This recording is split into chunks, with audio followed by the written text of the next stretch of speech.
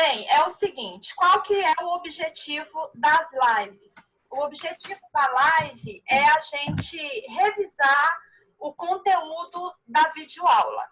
Então, eu vou dar uma dica preciosa para vocês. Para acompanhar a aula, assistam antes a videoaula, estejam em mãos com aquele apostilado que eu deixei na Xerox, tá? Tem que ter ele em mãos, porque nós vamos continuar trabalhando com ele normalmente. E acompanhe os fóruns de discussão. Hoje eu vou postar mais um fórum. Eu prefiro postar no fórum, gente, porque o próprio nome já diz. O que é fórum? Fórum é um local onde todos debatem. Então, nessa nossa discussão por meio da escrita, a gente acaba interagindo melhor com as ideias do colega. E, principalmente, a gente começa a desenvolver a escrita, que eu entendo que é uma habilidade extremamente necessária para o acadêmico, principalmente o acadêmico do direito, tá? Então, por isso que eu vou optar pelos fóruns. Já vou me adiantando que esse fórum que eu vou postar hoje é para vocês assistirem o desenho divertidamente. Nós vamos trabalhar em cima desse desenho nesse momento, tá? Já vou me adiantando também que para o terceiro fórum, que vai depender da outra aula, mas para quem está aí sem fazer nada, né, em casa, já vai adiantando, assistam o documentário A Ira de um Anjo. Quem tiver a oportunidade, eu me lembro de eu passar para vocês no primeiro período esse documentário. Reassistam. E quem puder, assista o filme dele, tá? Que é mais completo, que vai falar como que foi o procedimento em específico do tratamento dela. Outro texto que eu quero trabalhar, outro vídeo que a gente vai voltar a trabalhar, aliás, filme, que vai fechar, que a gente vai trabalhar com ele, é sobre... Também eu passei para vocês no primeiro período, mas agora nós vamos dar uma nova leitura para ele, da Nise, O Coração da Loucura, tá? Então, já me adianto que são esses três.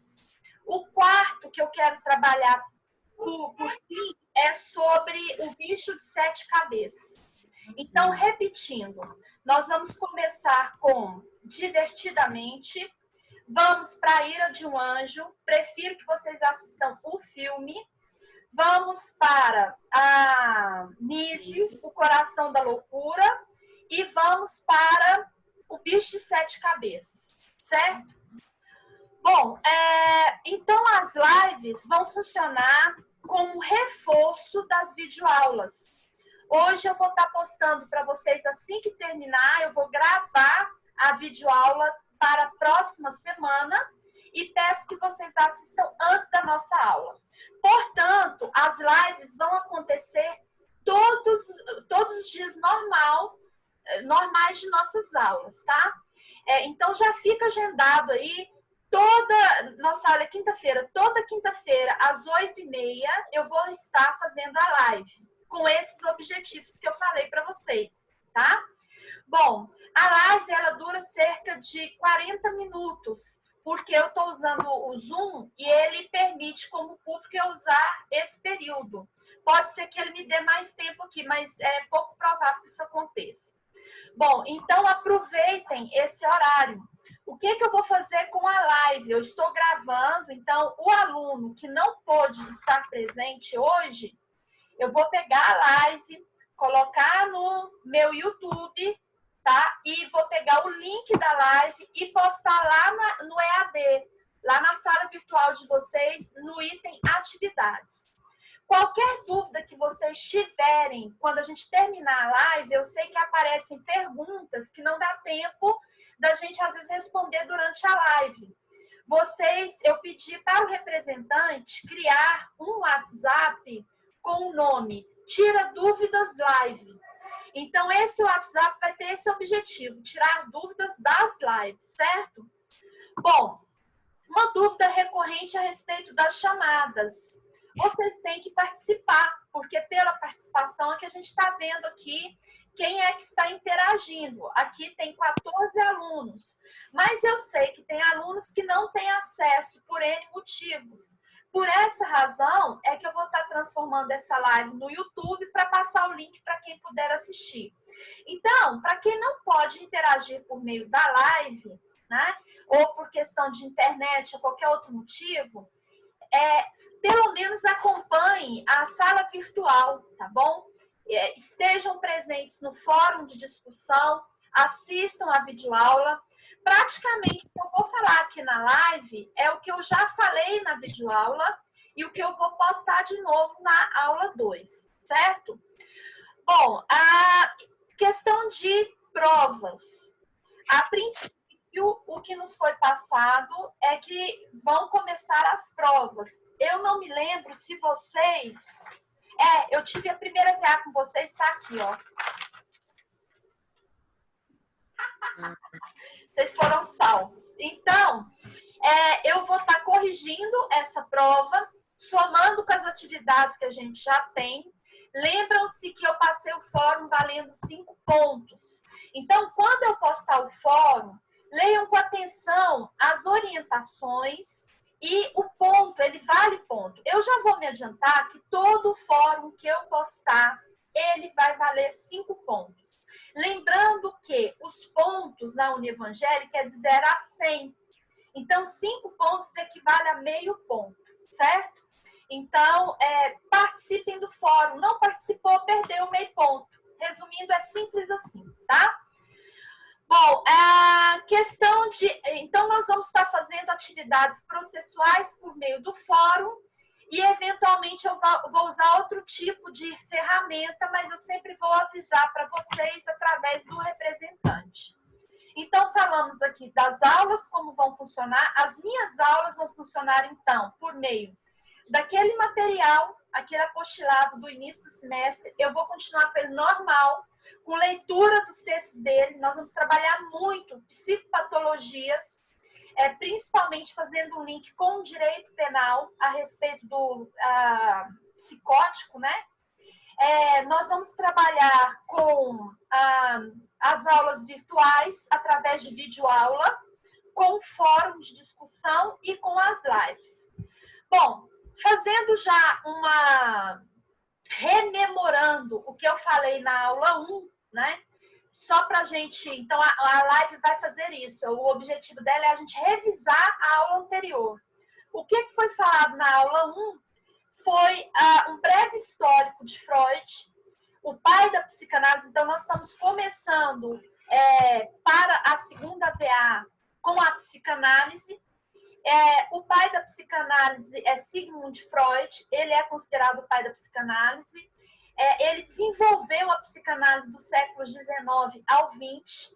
Lembrando que, apesar dele ser considerado o pai da psicanálise, muitos psicanalistas não utilizam da psicanálise freudiana em todo o seu sentido.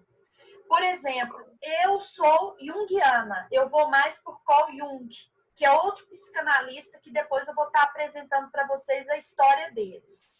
Bom, na psicanálise, essa parte que foi criada por Freud, todo mundo adota. A psicanálise é uma ciência, eu considero uma ciência, porque ela parte da análise de psique.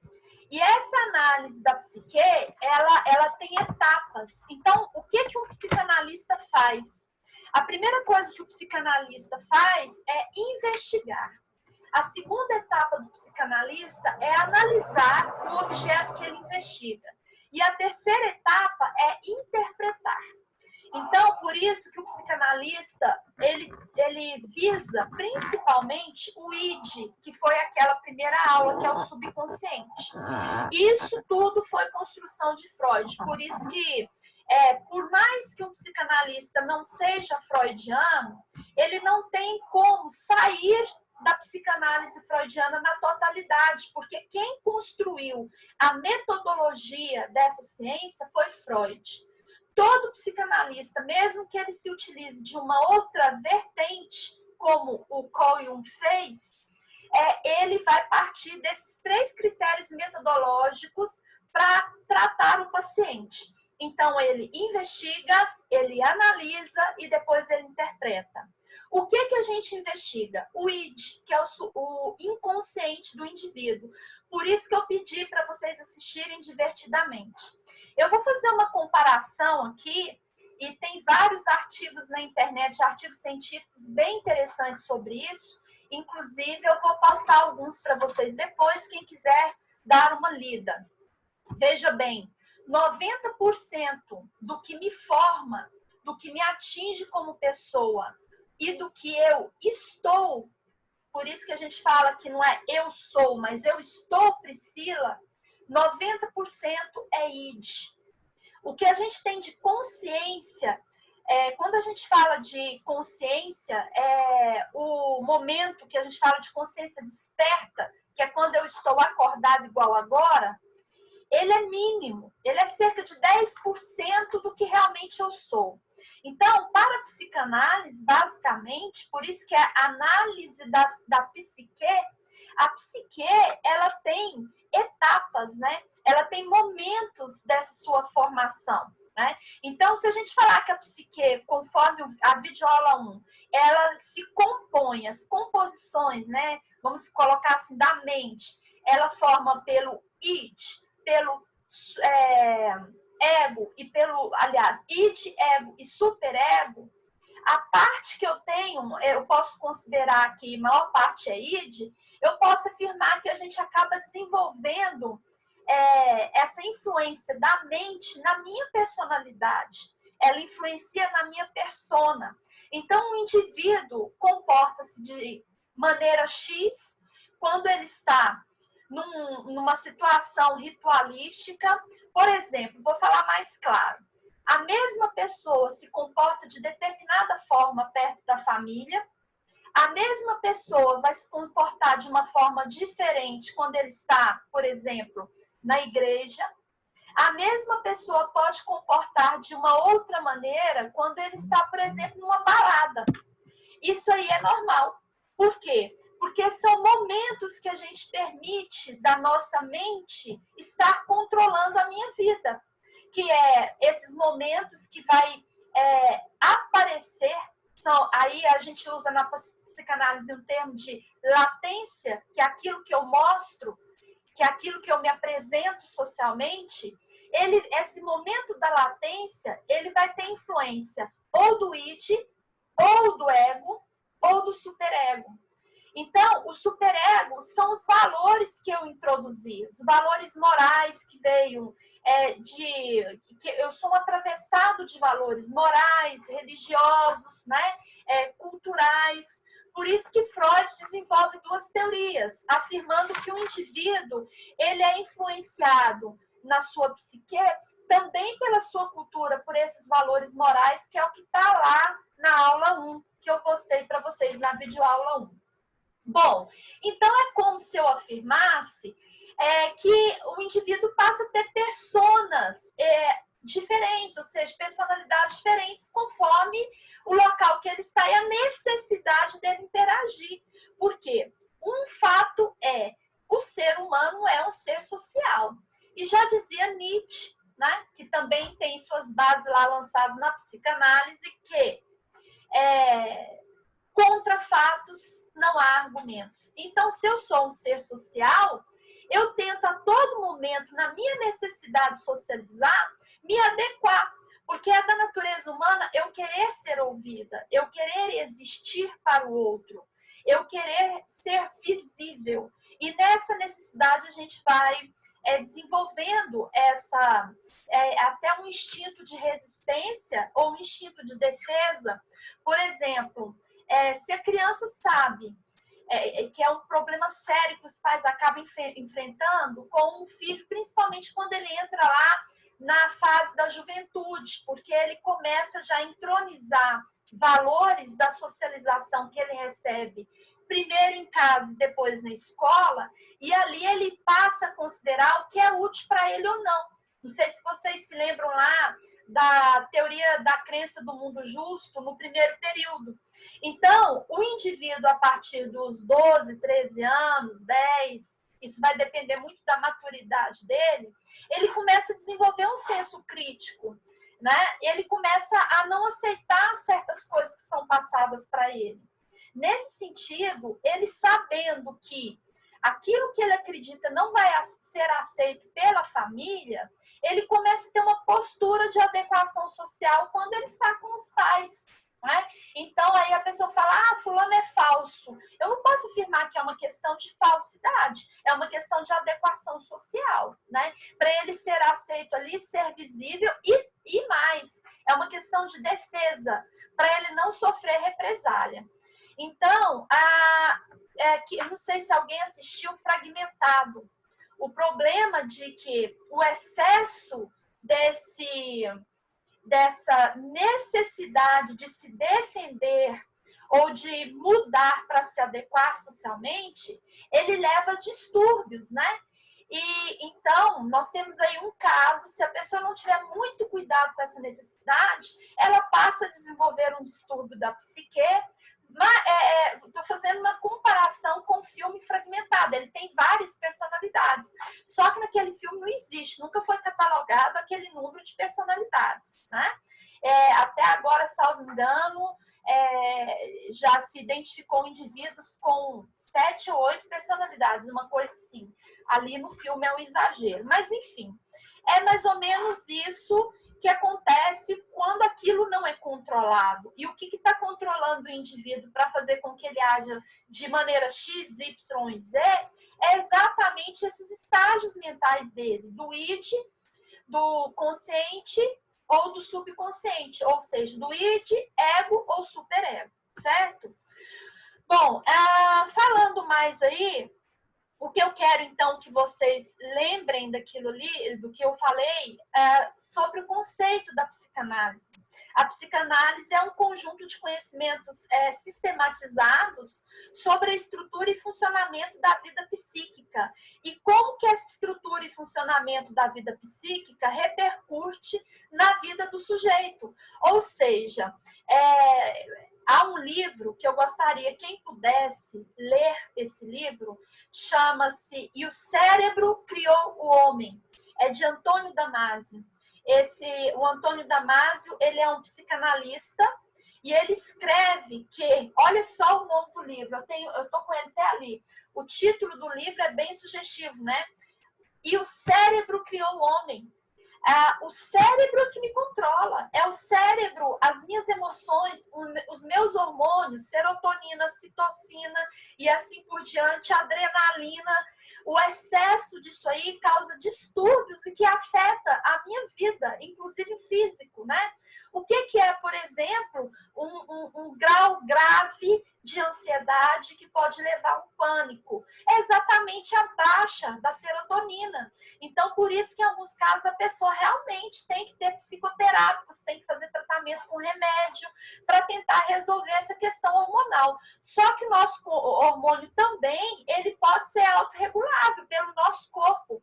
Nosso corpo, gente, é uma coisa maravilhosa, fantástica. Ele é autorregulável.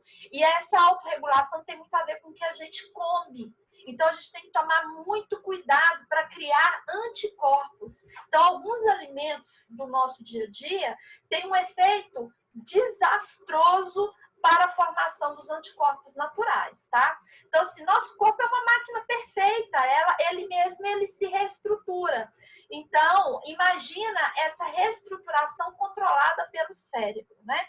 Então, por exemplo, o problema não é um indivíduo que morde e come um pedaço da unha. Até por enquanto isso aqui não é um problema. Tô comendo um pedacinho aqui. O problema é quando ele começa a roer a unha constantemente, sem controle, isso leva a um distúrbio, porque chega ao ponto de pessoas que ferem o dedo, bota até band-aid, fica com o dedo machucado, porque não tem mais o autocontrole de não continuar com aquele processo. É o mesmo processo de chupar o dedo, o mesmo processo de pessoas que ficam arrancando fios de cabelo. Quando não arranca, tem gente que fica careca, vai arrancando, ele sabe que aquilo faz mal, então ele está perdendo a questão da consciência, né? Então aí, por isso que a psicanálise ela vai tentar ir onde? No id, no subconsciente e tentar desvendar aí nessa estrutura e funcionamento da vida psíquica onde teve o problema, porque basicamente ao aflorar esse subconsciente, ou, aliás, ao aflorar o inconsciente do indivíduo, trazer a consciência, a gente tem como trazer a cura para ele, né?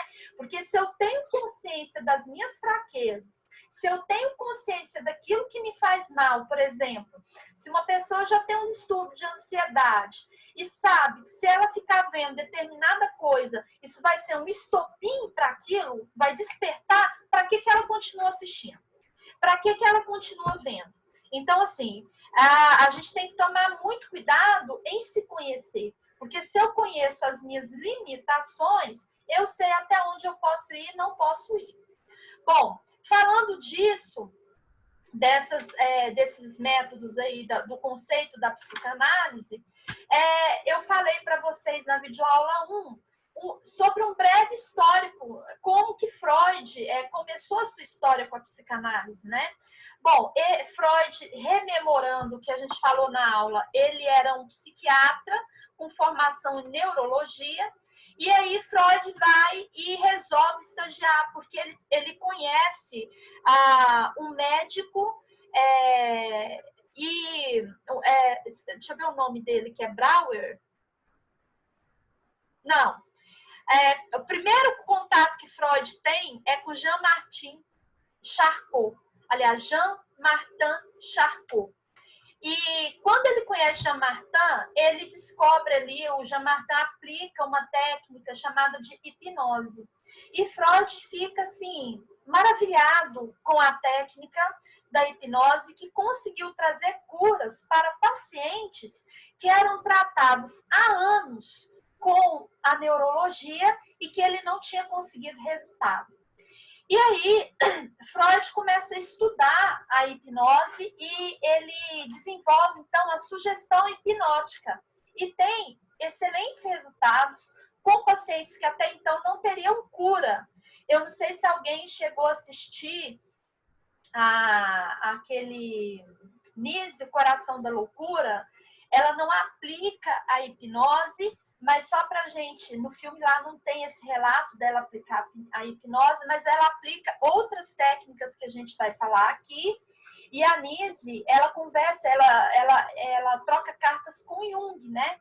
Que vai orientá-la nessa psicanálise, não através da técnica da hipnose, mas em outras que ela desenvolve ali na terapia que ela faz com eles. Então, só a título de exemplo, foi mais ou menos isso que Freud enfrentou na época dele. Mais ou menos o que aconteceu com Nise, naquele filme O Coração da Loucura. Ele tratava as pessoas doentes com remédios e não via resultado. E quando ele se deparou com Jean-Martin, ele viu que tinha excelentes resultados. Então, ele começou a estudar aquilo. Então, na época de Freud, a doença comum era histeria, tá? Então, histérico era um indivíduo que tinha distúrbios nervosos e não conseguia controlar. O termo histeria passou a assumir vários outros nomes, né? E hoje nós estamos numa sociedade em que as doenças da psique estão ainda sendo descobertas e elas passam a ter vários nomes, né? Nós temos o pânico, síndrome de Burnout, síndrome de déficit de atenção, nós temos aí tantas síndromes que a gente tem. Eu falei do transtorno bipolar, depressão. A depressão tem vários graus de depressão, conforme o grau de depressão, o tratamento ele passa a ser diferenciado, inclusive agora, reconhecendo a gravidade das doenças da psique, a própria previdência privada permite agora a liberação do FGTS para tratamento de doenças. Então, já é um reconhecimento de que essas doenças são as doenças deste século, né? Se bem que não, que com o coronavírus ele conseguiu superar todas elas, né? E se a gente não tiver o controle do coronavírus, nós vamos ter aí uma disputa entre esses dois momentos de doença, que são as doenças da psique e as doenças do coronavírus, né? Mas, enfim, tem que tomar muito cuidado nessa época de reclusão.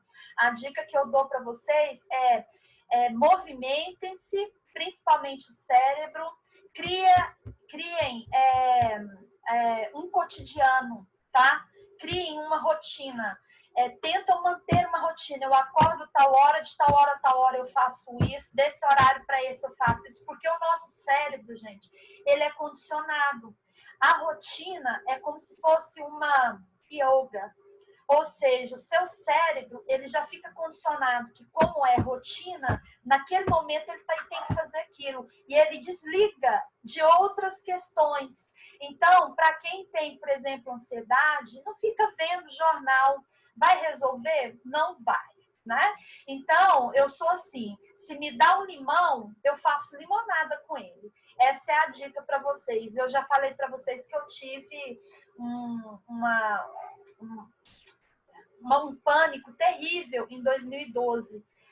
Foi terrível para mim, eu não desejo isso para ninguém. Eu não conseguia sair da minha área eu imaginei que o meu limite de conforto, de segurança era a minha sala. Eu não conseguia sair dali.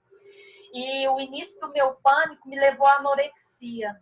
Então, eu tive que descobrir o meu ID, o que era o problema no meu ID, que a partir de hoje vocês vão entender, sabe o que eu estou dizendo. As minhas limitações, os meus confrontos, os meus medos, os meus desafios. E eu tomei remédio todo ano de 2012, 2013. Eu tive a crise em outubro de 2012. E em 2014 para cá, nunca mais coloquei nenhum remédio na boca, a não ser remédios naturais. Tá avisando que vai acabar. Um remédio excelente para depressão, pânico, ansiedade. Vou dando dica aí para vocês. Quem puder fazer, coma farinha de banana verde, ou então faça a banana verde. Tem no Google, depois olha lá. Os efeitos da banana verde no controle da depressão, crise de ansiedade, ele controla muito bem a questão da serotonina.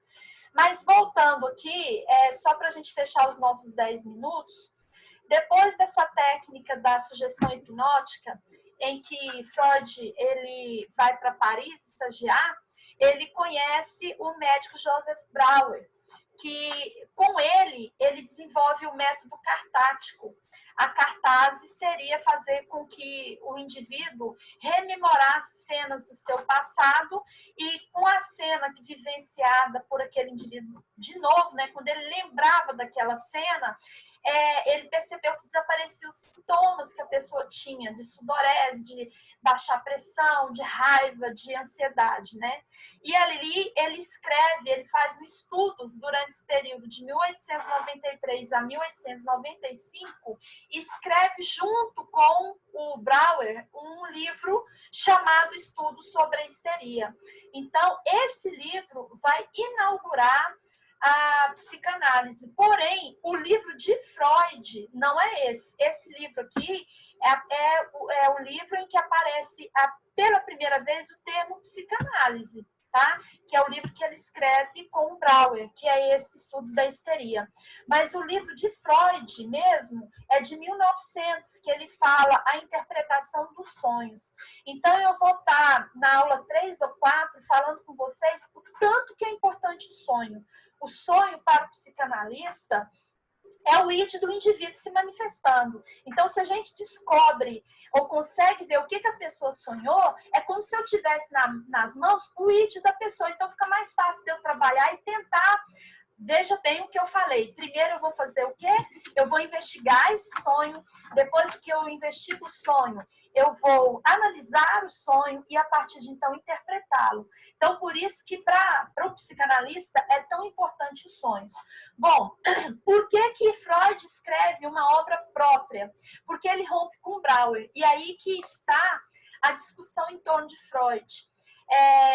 Por isso que muitos psicanalistas não têm essa vertente freudiana e acabam indo para outro tipo, para outra teoria, né, psicanalística, como eu sou junguiana. Porque para Freud, boa parte dos problemas de Freud tem origem em conteúdos sexuais da infância. Então, quando a gente fala assim, Freud explica por trás dessa frase, que virou um jargão, né, um chavão, está dizendo o seguinte: a pessoa teve um problema na infância sexual aí, e hoje ela está assim por causa disso.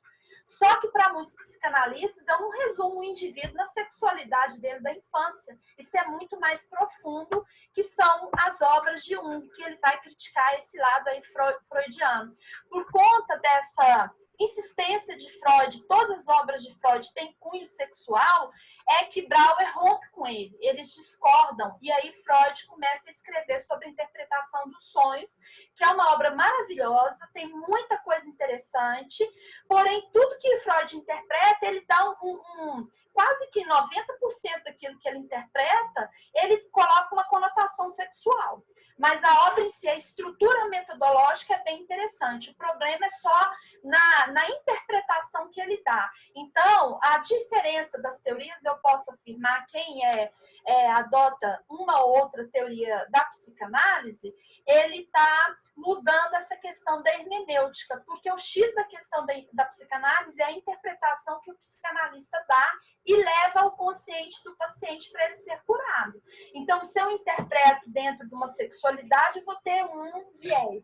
Se eu interpreto de outra forma, eu vou ter outro viés, certo? Pessoal, eu vou resumir aqui os outros métodos.